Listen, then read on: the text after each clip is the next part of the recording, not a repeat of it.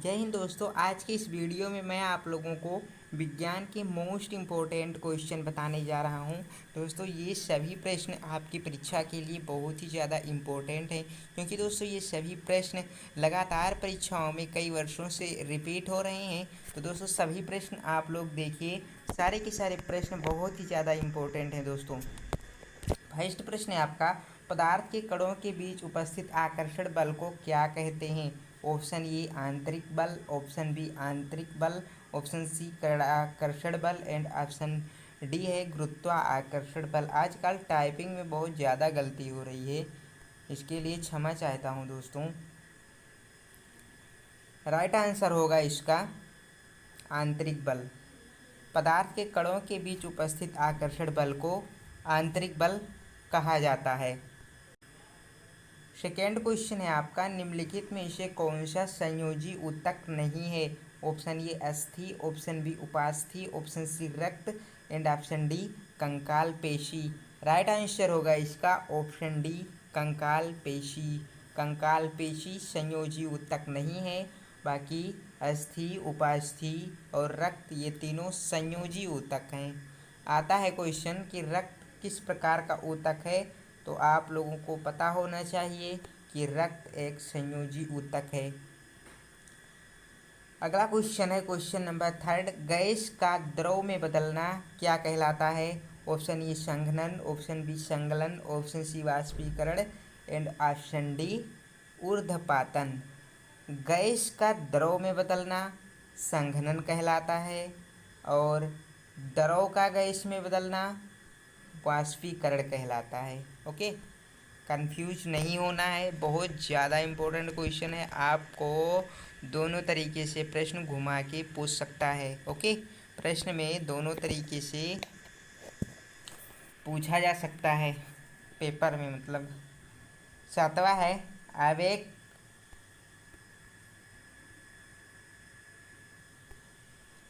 सातवां क्वेश्चन है, आवेग का SI मात्रक है। आवेग क्या होता है दोस्तों? बल और अल्प समय के गुणनफल को आवेग कहते हैं। ओके, बल का मात्रक होता है न्यूटन, अल्प समय यानी समय का मात्रक सेकेंड, तो बल गुणे सेकेंड। राइट आंसर ऑप्शन ये होगा।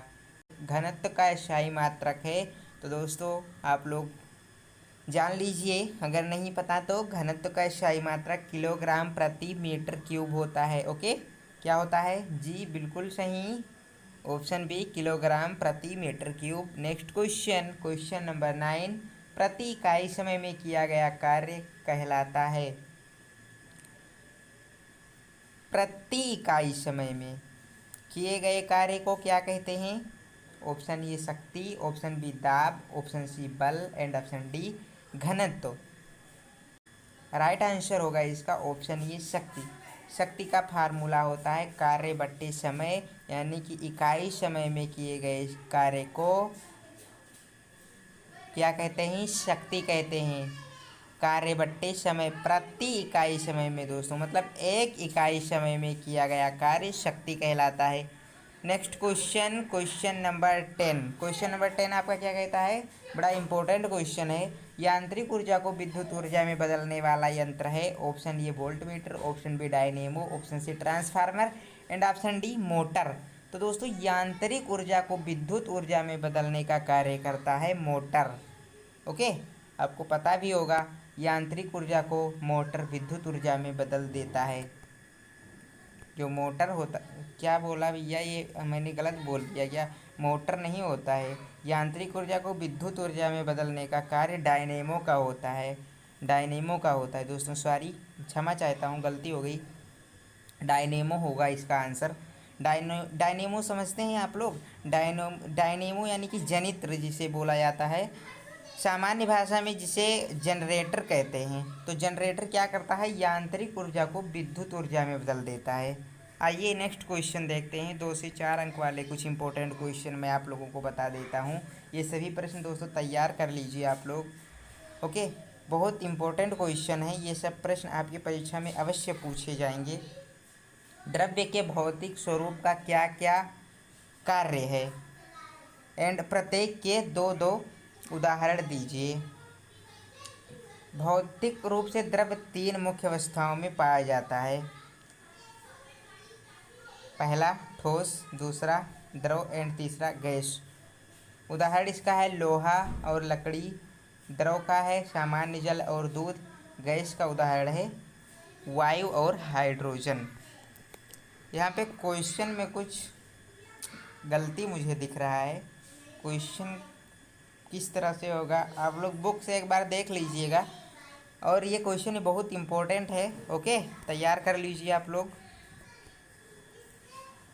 क्वेश्चन नंबर 12 देख लीजिए। ऊर्ध्वपातज क्या होते हैं? ऊर्ध्वपातन आप लोगों ने सुना होगा, लेकिन कई लोगों ने ऊर्ध्वपातज नहीं सुना होगा। ऊर्ध्वपातन बहुत से लोगों ने सुना होगा, लेकिन ऊर्ध्वपातज बहुत कम ही लोगों ने सुना होगा। जो लोग अच्छे से बुक्स पढ़ते हैं, रेगुलर स्कूल जाते हैं, उनको तो पता ही होगा ऊर्ध्वपातज क्या होता है। कुछ ठोस रेसे ऐसे भी होते हैं जो गर्म करने पर बिना द्रव अवस्था में परिवर्तित हुए।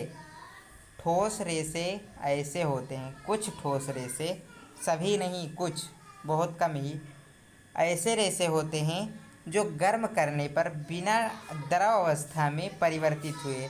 यानी कि दोस्तों वो द्रव अवस्था में परिवर्तित नहीं होते हैं, वो ठोस होते हैं और सीधे ही गैस में यानी कि वाष्प में परिवर्तित हो जाते हैं तथा ठंडा करने पर पुनः ठोस अवस्था में आ जाते हैं। होता क्या है, कुछ ठोस ऐसे होते हैं जो द्रव में परिवर्तित नहीं होते हैं, वो सीधे वाष्प में परिवर्तित हो जाते हैं, और जब ठंडा हो जाता है उसके बाद ठंडा करने पर उसके बाद फिर उसी अवस्था में यानी ठोस अवस्था में आ जाते हैं। ऐसे पदार्थ ऊर्ध्वपातज कहलाते हैं और यह प्रक्रिया ऊर्ध्वपातन कहलाती है। दो क्वेश्चन यहाँ से आपके क्लियर हो गए। ओके, ऊर्ध्वपातन और ऊर्ध्वपातज अब आप लोग समझ गए होंगे, कोई भी परेशानी नहीं होगी। आइए अगला प्रश्न देखते हैं। प्रश्न नंबर 13, ऊर्जा क्या है? उदाहरण सहित स्पष्ट कीजिए। यह द्रव्यमान से किस प्रकार संबंधित है? उत्तर देखिए इसका। किसी वस्तु के कार्य करने की क्षमता को ऊर्जा कहते हैं।